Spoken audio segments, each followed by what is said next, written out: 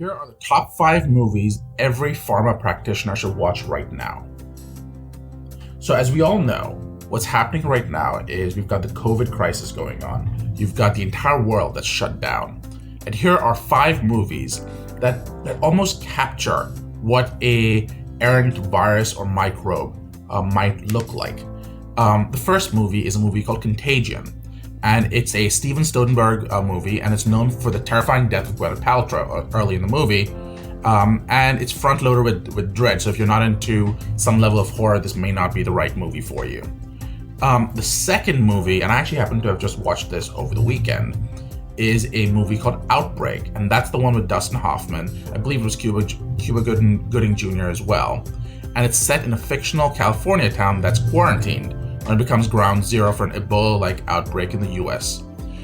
It's about using the CDC and military medical researchers and how they actually deal with this type of patient. And again, you've got some drama associated with the US government trying to bomb the city or something. But that's your second movie. So you have Contagion and you have Outbreak. The third one is a movie I haven't seen. It's called Sanno Crossing. And it stars Sophia Loren and Martin Sheen and Ava Gardner and Burt Lancaster. And it's about a European train that's attacked by Swedish terrorists. Well, you don't really see that so much, but it's infected with a deadly pathogen. And it's also speeding towards an unstable bridge, but no one on board is being allowed off. So it seems like a mix of Outbreak mixed with Speed, with a Keanu Reeves movie. So that's kind of interesting. That was number 3. Number 4 is World War Z. And that is a Brad Pitt movie that features the largest mass of sprinting zombies ever put on screen. Pitt plays a UN investigator who agrees to make his way through an infected landscape to find the source of the outbreak and hopefully a cure before everyone falls to the epidemic.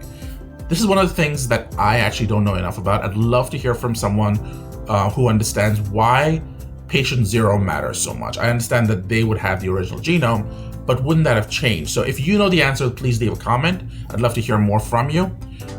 If not, just hit the like button. I'd love to hear from you anyways and know that you appreciate the content being put out.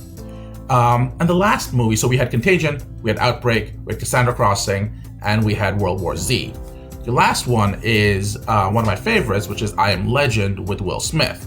And it talks about a hollowed out Manhattan, and he's fighting vampiric monsters, and essentially it uses these measles vaccine that was intended to cure cancer, but instead kills 90% of humanity, and the opportunities that come out of that.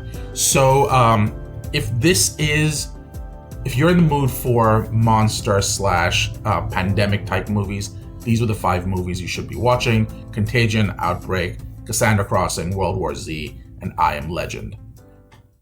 I can't wait to hear from you. Stay tuned. If you disagree, if you think I forgot a movie, please leave a comment for me. This is the DarshanTalks podcast.